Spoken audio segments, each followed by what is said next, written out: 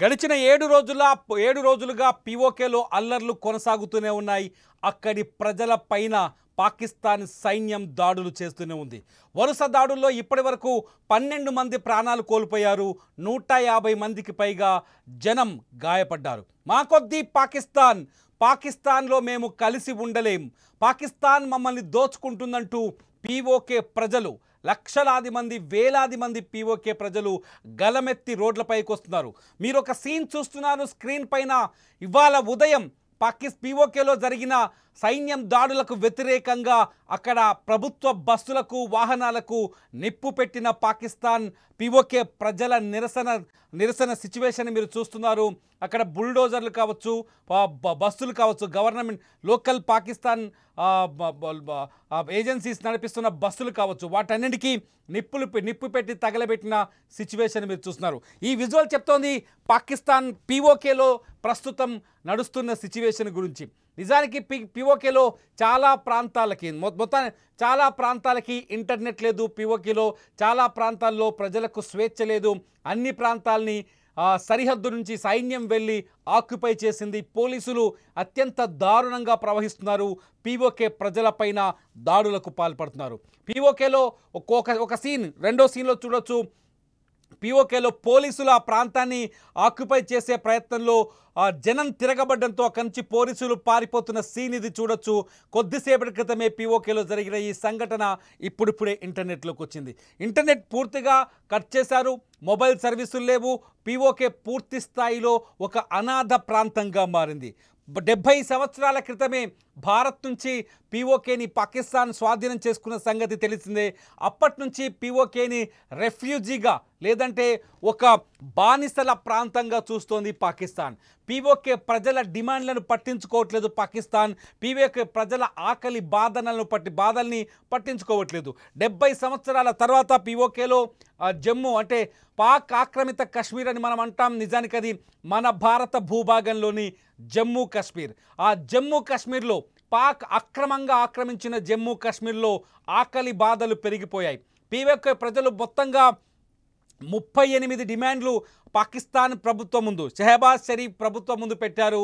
ఆ 38 డిమాండ్లలో అత్యంత ముఖ్యమైనది కశ్మీరీ రెఫ్యూజీల కోసం కేటాయించిన అసెంబ్లీ సీట్లు. 12 అసెంబ్లీ సీట్లు ఉన్నాయి కదా, ఆ 12 అసెంబ్లీ సీట్లని రద్దు చేయమని పాకిస్తాన్ ప్రభుత్వాన్ని పీఓకే ప్రజలు కోరుతున్నారు. దానివల్ల పాకిస్తాన్ పెత్తందారితనం తగ్గిపోతుంది పీఓకే పైన. అట్లాగే పీఓకేలో ఉన్న ప్రకృతి వనరులు కావచ్చు, పీఓకేలో ఉన్న సహజ వనరులు కావచ్చు, అవి పీఓకే ప్రజలకు చెందే అవకాశం ఉంటుంది. పీఓకే ప్రజల వాయిస్ పెరుగుతుంది.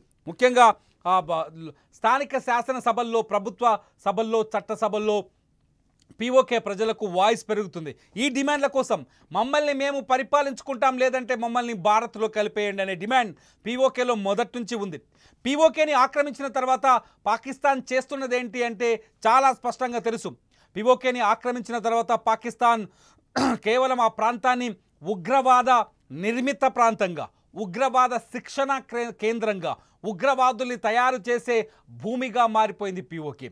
అక్కడ ఉగ్రవాద సంస్థలని, పాకిస్తాన్ ప్రభుత్వం పెంచి పోషిస్తున్న ఉగ్రవాద సంస్థలని పీఓకేని అడ్డాగా చేసుకొని భారత్లో రక్తపాతాన్ని సృష్టించేందుకు వాడుకుంటున్నాయి. ఈ అంశంపైనే పీఓకేలో మానవ హక్కుల ఉల్లంఘన జరుగుతుందంటూ భారత ప్రభుత్వం తొలిసారి స్పందించింది. భారత విదేశాంగ శాఖకు చెందిన రణధీర్ జైస్వాల్ తొలిసారి పీఓకే పైన తొలిసారి పీఓకే పైన మాట్లాడారు. పీఓకేలో ప్రజల హక్కులకు భంగం కలుగుతుంది, పీఓకేలో ప్రజలు అణచివేతకు గురవుతున్నారు, పీఓకేలో నిధుల దోపిడీ జరుగుతోంది, పీఓకేలో అక్కడి ప్రకృతి సంపద దోపిడీ జరుగుతోంది. పాకిస్తాన్ ఒక వ్యవస్థాగతమైన దోపిడీకి తెరలేపింది. బలవంతంగా పీఓకేని దోచుకుంటోంది, అక్కడి ప్రజలకు ఇష్టం లేకుండా పరిపాలిస్తోందంటూ ఇవాళ భారత ప్రభుత్వం పీఓకేలోని ప్రజలకు మద్దతు పలికింది. పీఓకే ఎప్పటికైనా భారత భూభాగంలోని భాగమేనని మరోసారి స్పష్టంగా చెప్పింది ఇవాళ భారత విదేశాంగ శాఖ.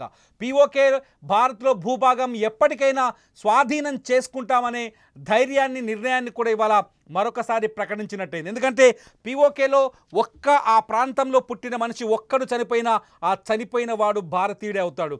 అది ఎట్టి పరిస్థితుల్లో పీఓకే జమ్మూ కాశ్మీర్లో భాగం కాబట్టి పీఓకేలో జరుగుతున్న ఘర్షణలపైన భారత్ తన ఆందోళనను వ్యక్తం చేయాల్సిన అవసరం ఉంది.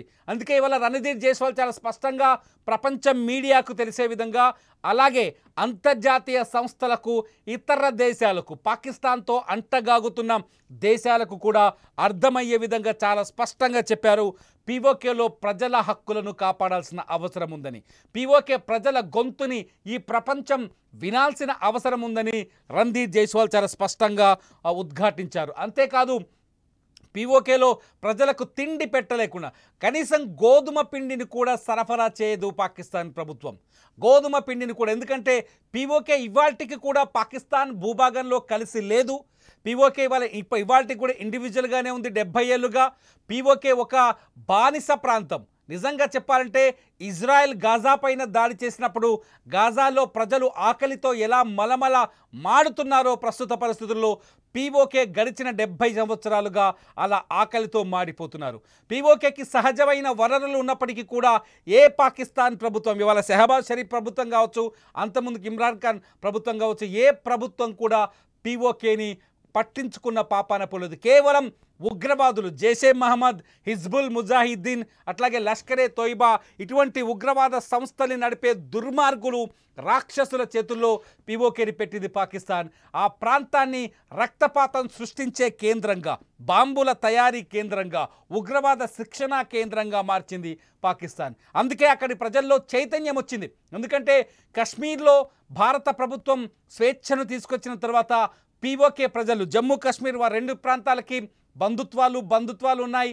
రెండు ప్రాంతాల మధ్య రాకపోకలు సాగుతున్న పరిస్థితుల్లో, రెండు ప్రాంతాల మధ్య సమాచార మార్పిడి జరుగుతున్న సందర్భంలో జమ్మూ కాశ్మీర్లో వచ్చిన విముక్తి పీఓకేలో కూడా కావాలని అక్కడ జమ్మూ కాశ్మీర్ జేకేజేఏసీ, జమ్మూ కాశ్మీర్ ఒక జేఏసీ ఏర్పడింది. అక్కడ జమ్మూ కాశ్మీర్ జేఏసీ, ఆ JKJAC joint Awami committee, Jammu Kashmir joint Awami committee అక్కడ ఒక నిరసన కార్యక్రమాన్ని చేపట్టింది, తిరుగుబాటు మొదలుపెట్టింది. ప్రస్తుతం పీఓకే అల్లకల్లోలంగా మారింది. ఇప్పుడు భారత ప్రభుత్వం దీనిపై స్పందించడం, ఒకసారి భారత విదేశాంగ కార్యదర్శి రణధీర్ జైస్వాల్ మాట్లాడిన మాటలు విన్న తర్వాత భారత్ ఏం కోరుకుంటుందో ఒకసారి చూద్దాం. ఒక్కసారి రణధీర్ మాటలు మీరు కూడా వినండి. हमने पाकिस्तान के कब्ज़े वाले जम्मू कश्मीर के कई एक इलाकों में विरोध प्रदर्शनों की रिपोर्टें देखी हैं, जिनमें पाकिस्तानी बलों द्वारा निर्दोष नागरिकों पर किए गए अत्याचार भी शामिल हैं। हमारा मानना है कि पाकिस्तान के दमनकारी रवैये और इन क्षेत्रों से संसाधनों की संगठित लूट का स्वाभाविक नतीजा है और इन क्षेत्रों पर उसका जबरन व अवैध कब्ज़ा अभी भी बना हुआ है। पाकिस्तान को अपने भयानक मानवाधिकार उल्लंघनों के लिए जवाबदेह ठहराना जाना चाहिए। Pakistan occupied Kashmir, I have already answered it on the question. Yes, ఇది మొత్తానికి రణధీర్ జైస్వాల్ వ్యాఖ్యలో చాలా స్పష్టంగా పీఓకేలో జరుగుతున్న మారణ హోమానికి భారత్ బాధపడుతోంది. ఎందుకంటే పీఓకే భారత్లో భాగమనే విషయం చాలా స్పష్టంగా అర్థమవుతుంది. మనమందరం ఒకసారి ఆపరేషన్ సింధూర్ని గుర్తు చేసుకుందాం. ఆపరేషన్ సింధూర్ సమయంలో మన భారత ప్రధానమంత్రి నరేంద్ర మోదీ ఒక విషయాన్ని చాలా స్పష్టంగా ఈ ప్రపంచానికి అర్థమయ్యేటట్టు చెప్పారు. పాకిస్తాన్తో భవిష్యత్తులో ఎటువంటి సంబంధాలు ఉండవని, పాకిస్తాన్తో ఎట్టి పరిస్థితుల్లోనూ ఏ సందర్భంలోనూ చర్చలు కూడా ఉండవని చాలా స్పష్టంగా చెప్పారు. ఒకవేళ చర్చలంటూ ఉంటే పాకిస్తాన్లో పెంచి పోషిస్తున్న ఉగ్రవాదులను భారత్కి అప్పగించడం పైన, అట్లాగే పాకిస్తాన్ అక్రమంగా చట్టవిరుద్ధంగా ఆక్రమించిన పాకిస్తాన్ ఆక్రమిత కశ్మీర్ని మళ్ళీ తిరిగి భారత్కు అప్పగించడం పైన మాత్రమే చర్చలుంటాయని మొత్తం డోర్లని క్లోజ్ చేశారు. భారత ప్రజలు కోరుకుంటున్న చాలా రోజులుగా పీఓకేని ఆక్రమించుకోవాల్సిన సమయం ఆసన్నమైందని భారత ప్రజలు కోరుకుంటున్నారు. ప్రధాని నరేంద్ర మోదీ ఖచ్చితంగా పీఓకే పైన దండయాత్ర చేయాల్సిందే, పీఓకేని మన స్వాధీనంలోకి తీసుకురావాల్సిందే అని.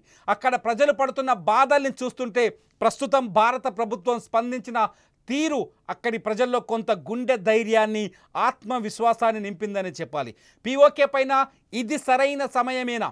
పీఓకే పైన భారత్ దండయాత్ర చేయడానికి ఇది సరైన సమయమే. ఎందుకంటే అక్కడి ప్రజల మద్దతు కూడా చాలా స్పష్టంగా భారత్కు దక్కే అవకాశం కనిపిస్తుంది. అక్కడి ప్రజలు ఆకలితో మాడుతున్నారు. అక్కడి ప్రజలు పాకిస్తాన్ పెత్తందారితనంతో మాడుతున్నారు. అక్కడి ప్రజలు పాకిస్తాన్ సైన్యం అరాచకాలకు బలైపోతున్నారు. అక్కడి ప్రజలు పాకిస్తాన్ పోలీసుల అరాచకాలకు బలైపోతున్నారు. అక్కడి ప్రజలు ఉగ్రవాదుల దుర్మార్గానికి బలైపోతున్నారు. అక్కడి పిల్లలు ఉగ్రవాదం వైపు ఆకర్షితులై మత ఛాందసవాదంలో ఇరుక్కొని ప్రాణాలు బలి తీసుకుంటున్నారు. వాళ్ళు బలైపోతున్నారు. పీఓకేలో ఉగ్రవాదాన్ని పెంచి పోషిస్తున్న పాకిస్తాన్ ప్రభుత్వం ఉగ్రవాదుల్ని అక్కడి జనాన్ని యువతని ఉగ్రవాదులుగా మార్చడానికి అనునిత్యం ప్రయత్నిస్తుంది. అటువంటి పాకిస్తాన్ ఆక్రమిత కశ్మీర్ని భారత్ స్వాధీనం చేసుకుంటే ఖచ్చితంగా అక్కడ కూడా స్వేచ్ఛావాయువులు అక్కడి ప్రజలు కూడా స్వేచ్ఛావాయువులు పీల్చే అవకాశం ఉంటుంది. భారత ప్రధాని నరేంద్ర మోదీ చాలా స్పష్టంగా చెప్పారు, సింధు జలాల కోసం కాదు పాకిస్తాన్ సంధి కోసం రావాల్సింది పీఓకే గురించి అని చెప్పేసి. సింధు జలాల విషయంలో భారత్ ఎప్పటికీ వెనక్కి తగ్గదని, ఎట్టి పరిస్థితుల్లోనూ సంధి కుదుర్చుకోదని చాలా స్పష్టంగా చెప్పారు భారత ప్రధాని నరేంద్ర మోదీ. చాలా స్పష్టంగా పీఓకేని ఆక్రమించి తీరుతామనే విషయాన్ని కూడా ఆపరేషన్ సింధూర్ సమయంలోనే పాకిస్తాన్ చెప్పారు. తాజాగా మన రక్షణ మంత్రి కూడా కొన్ని వ్యాఖ్యలు చేశారు, ఆపరేషన్ సింధూర్ ముగిసిపోలేదని. ఇవాళ మన భారత ఆర్మీ చీఫ్ చాలా స్పష్టంగా పాకిస్తాన్కు ఒక వార్నింగ్ ఇచ్చారు. పిచ్చి చేష్టలకు పాల్పడితే ప్రపంచ మ్యాప్లో ప్రపంచ పటంలో పాకిస్తాన్ని లేకుండా చేస్తామని. భారత్ తన శక్తి సామర్థ్యాల్ని ఆపరేషన్ సింధూర్ సమయంలోనే చూపించింది.